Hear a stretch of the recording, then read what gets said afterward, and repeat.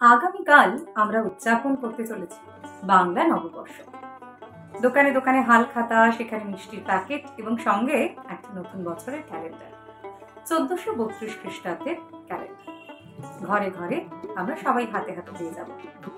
এবার প্রশ্ন হলো যে এই বাংলা ক্যালেন্ডার এখন কতটা জনপ্রিয়।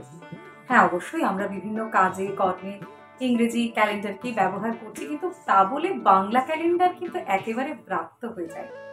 বাংলা ক্যালেন্ডারের প্রয়োজনীয়তা কিন্তু উৎসব, অনুষ্ঠান, পূজা পার্বণ সবেতেই প্রচুর পরিমাণে রয়েছে এবং আমাদের নিতান্ত আপন বাংলা ক্যালেন্ডার বাঙালির ঘরে যথেষ্ট আদরের, অনাদরের একেবারেই না। আজ এই নববর্ষের প্রাক্কালে বসে একটা কথা তোমাদের সাথে ভীষণ শেয়ার করতে ইচ্ছে করলো। তার আগে অবশ্যই নববর্ষের অগ্রিম শুভেচ্ছা সকলকে টেক্সটবুক সুপার কোচ নিয়ে পাবে। তো এই নববর্ষের ক্যালেন্ডার আমরা অর্থাৎ বাংলা ক্যালেন্ডার যেটা আমরা পাই, এই বাংলা ক্যালেন্ডারের সূত্রপাত ঠিক কবে থেকে হলো বলো? নিশ্চয়ই প্রশ্ন জেগেছে কখনো, উত্তর হয়তো সেভাবে খোঁজা হয়নি। আজ নববর্ষের প্রাক্কালে এসো সেই প্রশ্নের একটু উত্তর খোঁজার চেষ্টা করি। এই যে বঙ্গাব্দ আমরা গণনা করি, এই বঙ্গাব্দ গণনার সাথে দুজনের নাম ভীষণভাবে জড়িয়ে রয়েছে। একজন রাজা শশাঙ্ক, প্রবল পরাক্রমশালী রাজা শশাঙ্ক যেদিন সিংহাসনে আরোহণ করেন সেদিন থেকেই মনে করা হয় যে বঙ্গাব্দ গণনা শুরু হয়েছিল। আবার অনেকে মনে করেন যে সুলতান হুসেন শাহ মোটামুটি ওই 1500-1600 এরকম খ্রিস্টাব্দে এই বঙ্গাব্দ গণনার বিষয়টা শুরু করেছিল।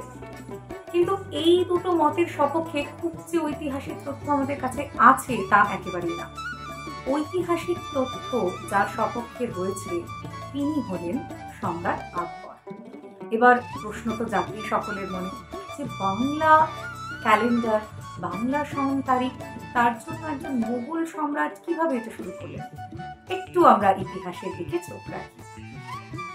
মোগল আমলে আমরা সবাই জানি আকবরের সময়ও হিজরি সন অনুযায়ী সমস্ত কাজকর্ম করা হতো।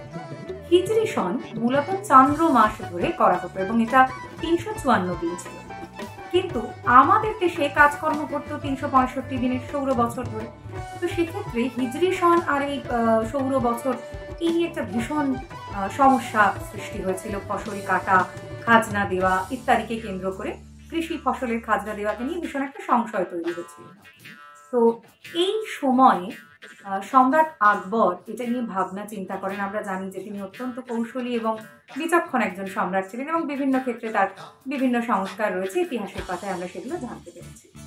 তো এই হিজরি সনকে তিনি সম্পূর্ণভাবে না প্রয়োগ করে তিনি তার সভার নবরত্নদের মধ্যে জ্যোতির্বিজ্ঞানী সিরাজকে এটা বললেন এবং তিনি সমস্তটাই ভালো করে পর্যবেক্ষণ করে একটা সিদ্ধান্তে উপনীত হলেন এবং সৌর বছর অনুযায়ী একটা ক্যালেন্ডারের প্রবর্তন করা হলো, যেখানে মোটামুটি চৈত্রের সময়টা বছরের শেষ ধরা হলো এবং বৈশাখ থেকে বছরের শুরু ধরা হলো এবং চৈত্রে কৃষকরা যারা রয়েছেন তারা সমস্ত খাজনা জমা দিতেন এবং বৈশাখের প্রথম দিনে তার জন্য মিষ্টান্ন বিতরণ হতো। অর্থাৎ একটা অর্থবর্ষের খাতা বন্ধ হতো এবং একটা অর্থবর্ষের খাতা খোলা হতো। এইভাবে বিষয়টা তারা পরিকল্পনা করেছিল। তো এই পরিকল্পনা এইভাবেই চলছিল এবং এক্ষেত্রে একটা কথা বলে দিই, সেক্ষেত্রে কিন্তু বাংলা যে তারিখগুলো ছিল, বাংলা মাসের নাম বা দিনের নাম, এগুলো কিন্তু সব আরবি ভাষায় ছিল। এগুলো আরবি বা ফার্সি ভাষায় ছিল, কিন্তু এগুলো কোনোটাই বাংলা ভাষায় ছিল না। তাহলে আমাদের এই বৈশাখ, জ্যৈষ্ঠ, আষাঢ়, শ্রাবণ এগুলো এলো কোথা থেকে? এবং আমাদের এই ক্যালেন্ডারে আমাদের প্রাচীন সংস্কৃত বা ঐতিহ্যবাহী কোনো কিছু নেই? পুরোটাই কি মোগল সম্রাটদের দান? না, সেটা একেবারেই নয়। পরবর্তীকালে এর আবার সংস্কার সাধন হয় এবং বাংলা মাসের নামগুলো, এই যে বৈশাখ, জ্যৈষ্ঠ, আষাঢ়, শ্রাবণ, এগুলো কিন্তু নেওয়া হয়েছে সবই নক্ষত্রের নাম থেকে। যেমন বৈশাখ নামকরণ করা হয়েছে বিশাখা নক্ষত্র থেকে, জ্যৈষ্ঠ নামকরণ করা হয়েছে জ্যেষ্ঠা নক্ষত্র থেকে, আষাঢ় নামকরণ করা হয়েছে উত্তরাষাঢ়া নক্ষত্র থেকে, ইত্যাদি ইত্যাদি। অর্থাৎ একেবারে যে আমাদের প্রাচীন ঐতিহ্য আমাদের বাংলা ক্যালেন্ডারে নেই এই কথা কিন্তু আমরা একদমই বলতে পারি না। এটাকে আমরা বিভিন্ন সংস্কৃতির সংমিশ্রণে তৈরি হয়েছে এটাই বলতে পারি। এবং খুব ডিরেক্টলি যদি আমরা যোগাযোগ স্থাপনের কথা বলতে চাই, তাহলে সম্রাট আকবরের একটা সুচিন্তিত ভাবনার ফসল যে এই বাংলা ক্যালেন্ডার, সেটা আমরা বলতে পারি। এবং এটা যে অনেক হাজার বছরের পুরনো তা কিন্তু নয়, এটা অপেক্ষাকৃত নবীন। তবে এই প্রসঙ্গে আরও দুজন মানুষের কথা বলতেই হয় বাংলা ক্যালেন্ডার সংস্কারের ক্ষেত্রে। একজন অবশ্যই নমস্য বিজ্ঞানী মেঘনাদ সাহা এবং একজন বিখ্যাত ভাষাতত্ত্ববিদ মোহাম্মদ সহিদুল্লাহ। তারা এই যে ৩০-৩১ মাসের যে এই দিনগুলি রয়েছে এবং এই যে দিনের বিভিন্নতা, এটা নিয়ে বিভিন্ন সংস্কারের কাজ করেছেন। পশ্চিমবঙ্গের ক্ষেত্রে ডক্টর মেঘনাদ সাহা এবং বাংলাদেশের ক্ষেত্রে মোহাম্মদ সহিদুল্লাহ। এবং পশ্চিমবঙ্গ বাংলাদেশ দুটো ক্ষেত্রেই কিন্তু বাংলা ক্যালেন্ডার ফলো করা হয়। এক্ষেত্রে একটা তথ্য তোমাদের দিয়ে রাখি, বাংলা ক্যালেন্ডার কিন্তু পশ্চিমবঙ্গ এবং বাংলাদেশে পুরোটাই এক নয়। বাংলাদেশে প্রথম যে ৫ মাস সেটা ৩১ দিন এবং পরবর্তী যে ৭ মাস সেটা কিন্তু ৩০ দিন। আর পশ্চিমবঙ্গে কিন্তু এটা মিশিয়ে রয়েছে, কখনো ৩২ দিন আবার কখনো ২৯ দিনও রয়েছে। অর্থাৎ এই ভিন্নতাটা কিন্তু দুদেশের ক্যালেন্ডারের মধ্যে আমরা দেখতে পাচ্ছি। এবার প্রসঙ্গ, যেটা নিয়ে ছোটবেলায় একটা ভীষণ অঙ্ক কষার প্রবণতা আমাদের ছিল, সেটা হলো খ্রিস্টাব্দের সাথে বঙ্গাব্দের ডিফারেন্সটা জেনে আমরা কেমন করে খ্রিস্টাব্দ থেকে বঙ্গাব্দ খুঁজে বার করব। দেখো, খ্রিস্টাব্দ থেকে ৫৯৩ বছর ৩ মাস কিছু দিন, এইটা মাইনাস করলেই কিন্তু আমরা বঙ্গাব্দটা পেয়ে যাব।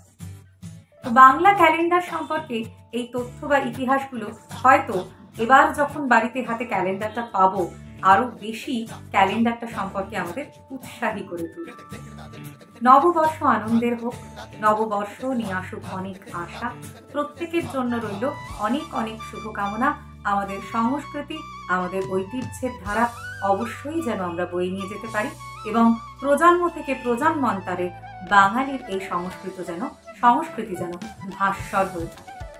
আরও একবার টেক্সট বুক সুপার কোচিং এর তরফ থেকে সবাইকে জানাই শুভ নববর্ষ।